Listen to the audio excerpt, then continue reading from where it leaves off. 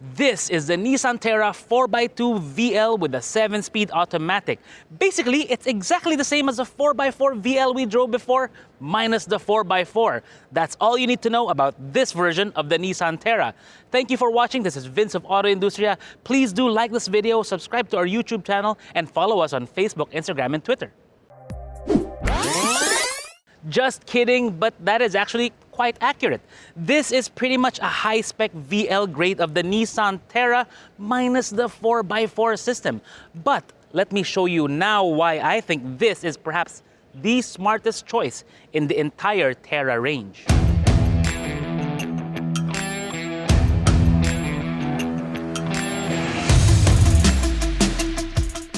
This Terra is what Nissan refers to as a BMC, or a big minor change. Weird as that sounds, and even the rooster agrees. But nevertheless, the look of this one is very nice. It's very different from the one they've sold since 2018.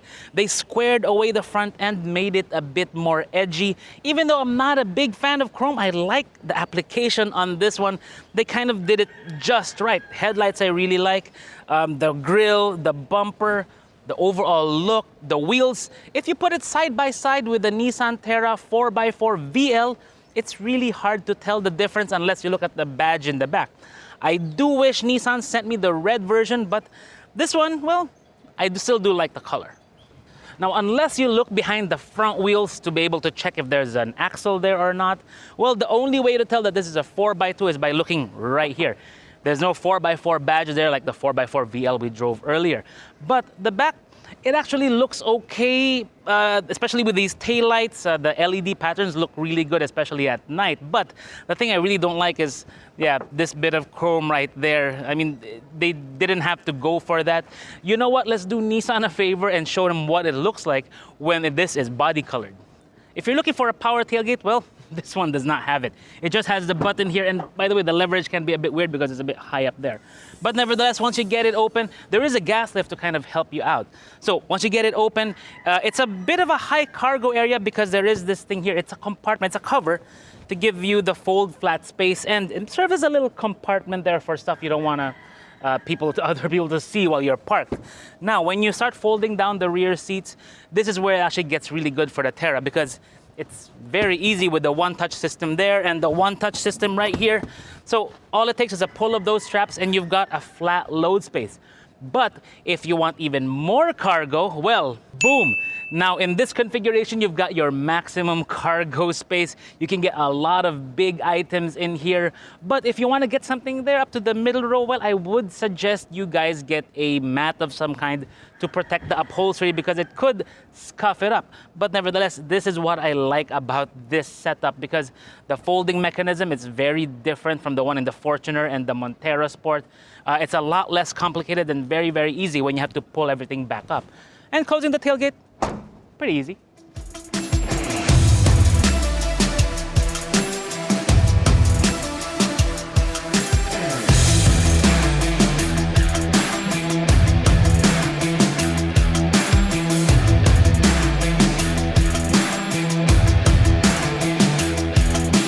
If there's one aspect of the Terra that they really knocked it out of the park, it's the dashboard, the interior. I mean, look at it. It looks really nice. It's very clean with this burgundy red. I like that Nissan took a risk with that, by the way. It sets it apart from many of the competitor models. The housing for the central display, even the lines for the passenger airbag, the cuts to the creases to make it where it deploys, you can't see any of that. So it looks very clean. So good job, Nissan. So the steering wheel of the Terra, it looks really good. It's the D-cut type steering wheel, the flat bottom. So guys with bigger stomachs will like this. I know I do. The instrument cluster looks really clean with the dual binnacle style. So you have the dual pod, sorry. So you have the tachometer on the left, speedometer on the right, the fuel meter on the right, and the temperature gauge on the left. I like that Nissan retained the temperature gauge. A lot of vehicles are now losing that feature. Now, when you go around the bigger multi-info display, you have your AVM features, your Nissan Intelligent Mobility features. So you have the forward collision warning, blind spot warning, lane departure warning, all that good stuff. Your cruise control is right here on the steering wheel, by the way. It's not the radar adaptive kind, but it still works very nice when we drove it on the highway earlier. Now you have a lot of other functions. The door warning, door is open right there. Has TPMS, by the way, so you can monitor your tire pressures for all four wheels. Not the spare tire though, it's not included in here. Fuel economy meter. So it's pretty much the normal stuff. It even has the off-road monitor, which is weird. It doesn't have the 4x4 system. So it doesn't have the display for the powertrain, for the distribution of the torque in the vehicle. Instead, what you get is the clinometer. So it's really more just for the clinometer function. But other than that, it's a really nice looking vehicle offhand. Now, here in the middle, you get your shifter here. It's a bit redesigned, this whole area, compared to the previous Terra. So you have the things here, the same features, but they raised up the whole thing, changed the configuration of the cup holders. It looks really nice compared to before. And this one, being the VL, it has the wireless charging.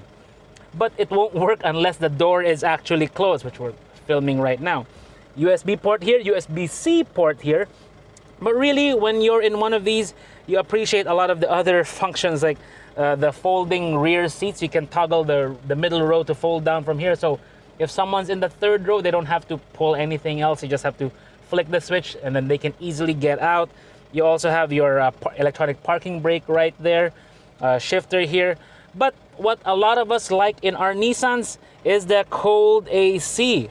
Yeah, and the rear cooler function when you press that. The cold, Barney? All right, good. Now, most of the major features of the Terra can be found actually right here in the middle. When you flick the night mode for the rear view, it becomes a rear view camera, and you can see my truck over there. So you can actually adjust this in many different ways: up, down, left, right, brightness, and even rotate. So that's pretty cool. It avoids you the dazzling you. So instead of having the traditional night mode, it comes with this, which is pretty cool. Here in the middle, you have your multimedia system, Apple CarPlay, Android Auto, it's standard, Bluetooth, and even navigation, amongst other things. But it's a big improvement compared to before, and it also has the new around view monitor system. So when you put it into reverse or press that button, you get the AVM system, and it has that MOD right there, the MOD, which is moving object detection. So when someone walks around, it will show you where that person or vehicle or whatever is, so you can avoid or press the brake just in case. It helps avoid an awkward situation at the parking lot. So the middle row of the Terra, it's a nice place to be because the seats are really good with the new quilting pattern on the upholstery, same as the one in the front.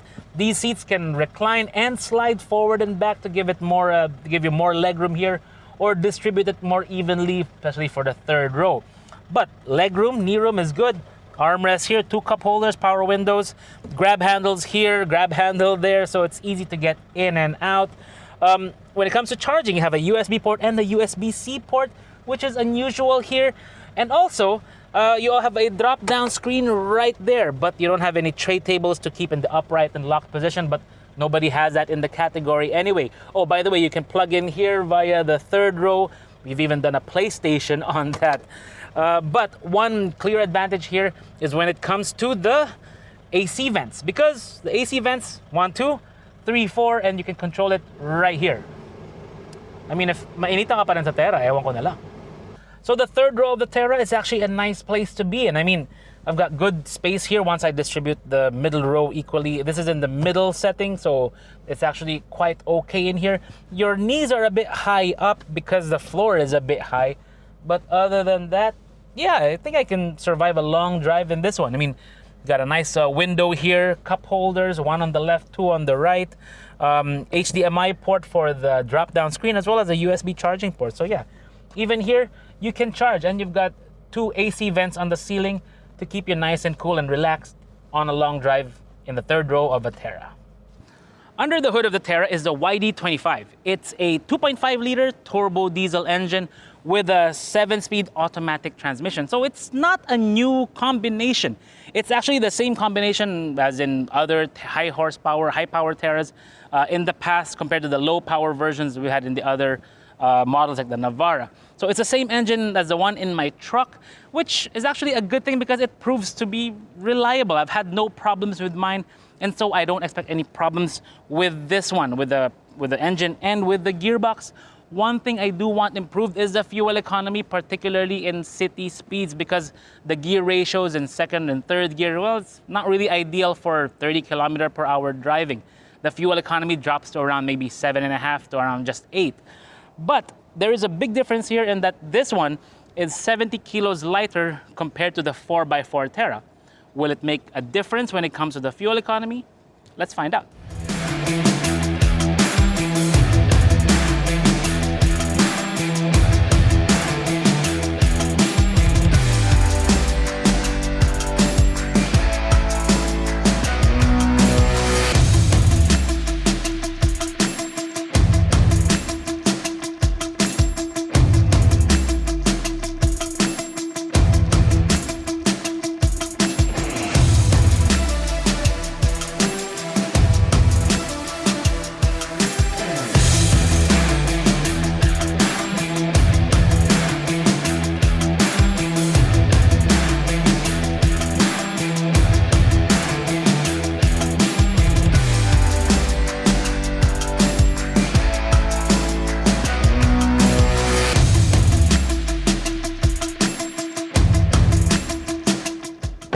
Now, if you notice, we didn't show you any driving footage of me with the Nissan Terra because honestly, I spent 18 hours driving one of this, well, more or less, from Manila all the way down to Caticlan via Mindoro.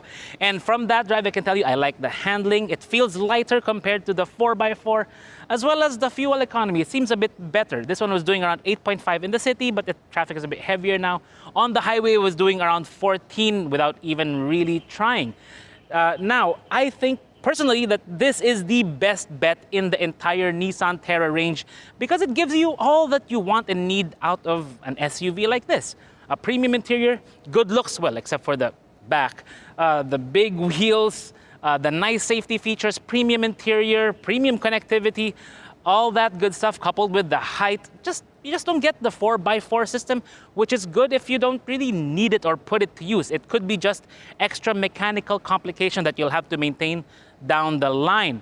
Now, when it comes to the price, this is 1.999 million, which is about 340,000 less compared to the 4x4 variant. So considering that you only lose the 4x4 system and all those features connected to it, as well as the Bose speaker system, it's actually a good deal, even when you compare it to the previous Terra 4x2 VL, which was at around 1.909 million.